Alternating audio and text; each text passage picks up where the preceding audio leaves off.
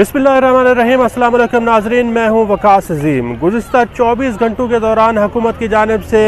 मुबारकबादों का एक ऐसा सिलसिला शुरू हुआ है जो कि रुकने का नाम ही नहीं ले रहा। लेकिन वज़ीर आज़म शहबाज शरीफ को दाद देनी पड़ेगी कि उन्होंने खुलकर army chief general Qamar Javed Bajwa की वो मुबारकबाद दी है और उन्होंने इस बात को तस्लीम किया है कि पाकिस्तान को अगर FATF की ग्रे लिस्ट से निकालने में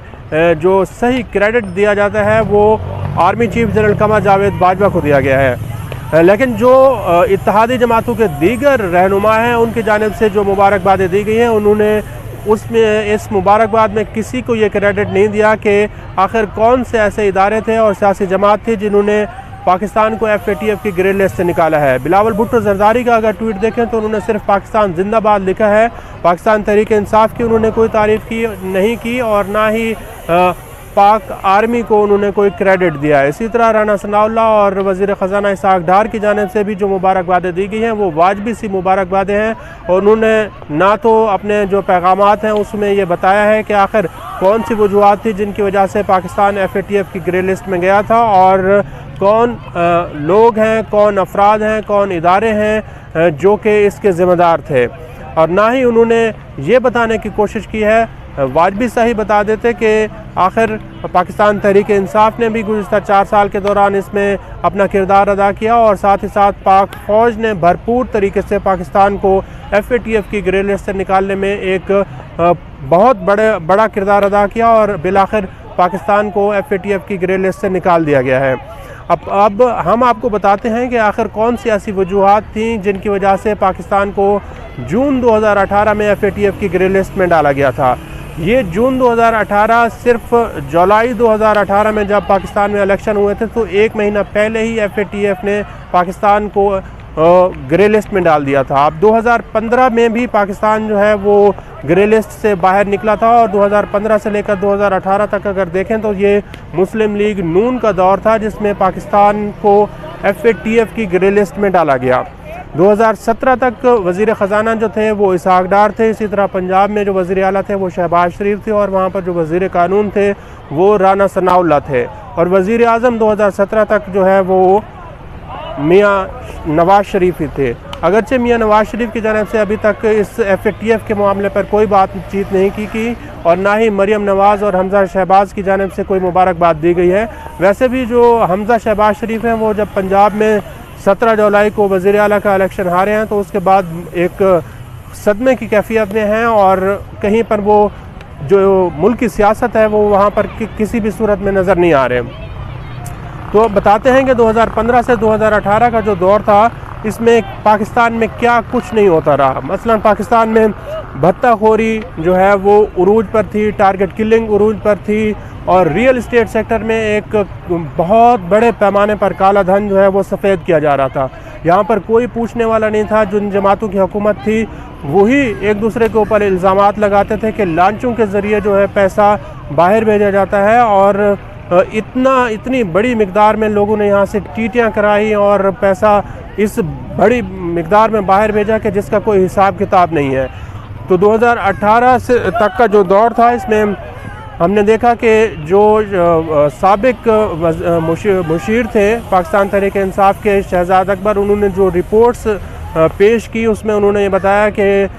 बहुत बड़े पैमाने पर TTs की गई, फालूदे वाले के अकाउंट में भी अरबों रुपए भेजे गए। इसी तरह मकसूद चपरासी के ज़रिए भी पाकिस्तान का जो पैसा है वो बाहर भेजा गया। तो बताने का मकसद ये है कि जिन लोगों की वजह से, जिन किरदारों की वजह से पाकिस्तान FATF की ग्रे लिस्ट में गया था आज वही लोग मुबारकबाद दे रहे हैं। लेकिन बहरहाल फिर भी जो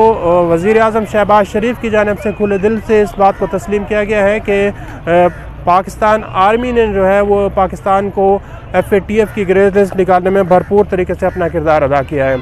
अब थोड़ी सी जो कानून साजी की गई है पाकिस्तान तहरीक इंसाफ के दौर में उसके ऊपर अगर नज़र डालें तो पाकिस्तान मुस्लिम लीग नून और पाकिस्तान पीपल्स पार्टी जो हैं वो FATF के कवानीन की सख्त मुखालफत करती रही हैं। जून 2018 से लेकर अगस्त 2020 का जो दौर था इसमें जब नई हुकूमत आई तो उसने मुख्तलिफ़ किस्म की कानून साजी करने की कोशिश की, लेकिन जो हतमी और ठोस इक़दाम किए गए थे वो अगस्त 2020 में थे। अगस्त 2020 में सेनेट ने FATF से मुताल्लिक़ कानून साजी करना शुरू की और सेनेट में जब बिल पेश किए गए तो वहाँ पर मुस्लिम लीग नून और पाकिस्तान पीपल्स पार्टी की अक्सरियत थी। इन जमातों के पास जो अरकान सेनेट थे वो ज़्यादा थे, इसलिए उन्होंने FATF के जो कानून थे उनको रोकने की कोशिश की। इसी तरह कौमी असम्बली में पाकिस्तान तहरीक इंसाफ की अक्सरियत थी, लेकिन पाकिस्तान तहरीक इंसाफ ने FATF के जो कवानीन थे वो कौमी असम्बली से मंजूर करा लिए और सेनेट से वो मंजूर कराने में कामयाब ना हो सकी, जिसके बाद एक मुश्तरका इजलास पार्लियामेंट का बुलाया गया और बिलाखिर जो मुश्तरका इजलास में FATF के जितने भी कवानीन थे उनके ऊपर कानून साजी की गई और उनके ऊपर अमल दरामद भी कराया गया। अब FATF की जानिब से भी इस बात को सराहा गया है कि पाकिस्तान का जो 27 नुकाती एक्शन प्लान था वो पाकिस्तान ने बर वक्त जो है उसके ऊपर अमल दरामद किया। अब पाकिस्तान की जो फ़ौज है उसने एक भरपूर तरीके से और को वेल कोऑर्डिनेटेड एक एफ़र्ट की, तमाम इदारों को ऑन बोर्ड किया। इसमें वज़ारत दाखिला के जो हुकाम थे उनको ऑन बोर्ड किया गया, FBR को ऑन बोर्ड किया गया, SCCP को ऑन बोर्ड किया गया और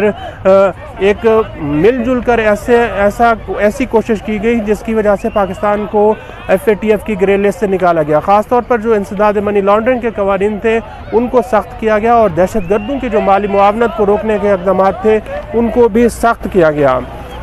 इसमें यह सेहरा यकीनी तौर पर पाक फ़ौज के सरबराह जनरल कमर जावेद बाजवा को जाता है कि उन्होंने हिंदुस्तान की भी हर जो कोशिश थी कि पाकिस्तान को ब्लैक लिस्ट किया जाए उसका भी मुकाबला किया और हिंदुस्तान को इस अपनी कामयाबी में इस जो कोशिश थी इसमें कामयाब नहीं होने दिया। SCCP ने भी ऐसे कवानीन के ऊपर अमल दरामद किया जिसकी वजह से पाकिस्तान को कामयाबी मिली और मनी लॉन्ड्रिंग के जो मुकदमात थे वो तकरीबन 800 के करीब ऐसे केसेस थे जो कि दर्ज किए गए और मनी लॉन्ड्रिंग को रोकने के लिए भरपूर तरीका इख्तियार किया गया। मनी लॉन्ड्रिंग की तहकीकात में 123% तक इजाफा रिकॉर्ड किया गया और गुज़िश्ता 13 महीनों में इनकी जो तहकीकात हैं वो भी मुकम्मल की गई। इसी तरह तो दहशत गर्दों की माली मुआवनत को रोकने के इक़दाम किए गए और उसमें 55 अरब रुपए के जो असासे थे कालाधन तंजीमों के वो भी जब्त किए गए। FBR ने रियल स्टेट सेक्टर में जितना कालाधन सफ़ेद किया जा रहा था उसको रोकने के लिए भरपूर इक़दाम किए और इसको ऐसे तरीके से रोका गया कि अब रियल स्टेट सेक्टर में जो बेनामी जायदादें होती थी उनके ऊपर भी एक सज़ाएँ जो हैं वो मुख्तस की गई और तहकीकात का आगाज़ किया गया। तो अब पाकिस्तान के लिए जहां ये खुशखबरी है तो उसमें देखना यह है कि आखिर कौन से ऐसे अफराद थे जिनकी वजह से पाकिस्तान को FATF की ग्रे लिस्ट में डाला गया। पाकिस्तान की जो कौम है वो उन किरदारों को देखे कि 2015 से 2018 तक कौन लोग साहिब इक़्तिदार थे जिनकी वजह से पाकिस्तान की मईशत को एक अंदाजे के मुताबिक 38 अरब डॉलर से ज़ायद का नुकसान पहुँचा है। पाकिस्तान की जो बरामदात थी वो बड़े पैमाने पर मुतासर हुई हैं। पाकिस्तान में जो गैर मुल्की सरमायाकारी आनी थी वो उतने पैमाने पर नहीं हो सकी और ख़ास तौर पर जो इंटरनेशनल ट्रांजैक्शन होती थी उसमें भी पाकिस्तान को शदीद मुश्किलात का सामना करना पड़ा। यहाँ तक कि पाकिस्तान के जो 2 बड़े बैंक हैं उनके ऊपर अमेरिका में